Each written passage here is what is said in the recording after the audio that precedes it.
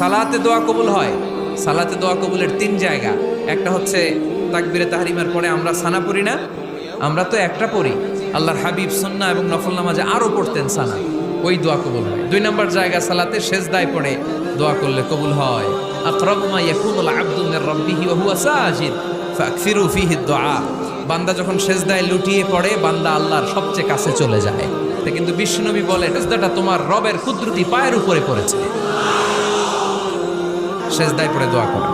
সালাম ফিরানোর আগে বিশ্বনবী দোয়া করতেন, লা ইউসাল্লিমান্না আহাদুকুম হাত্তা ইয়াতাআওয়াযা মিন আরবা'a।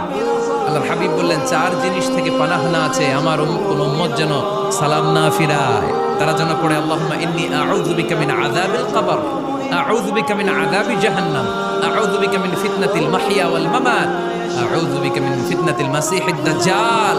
আল্লাহ কবরের আযাব থেকে বাঁচাও, আল্লাহ জাহান্নামের আগুন থেকে বাঁচাও, আল্লাহ জীবন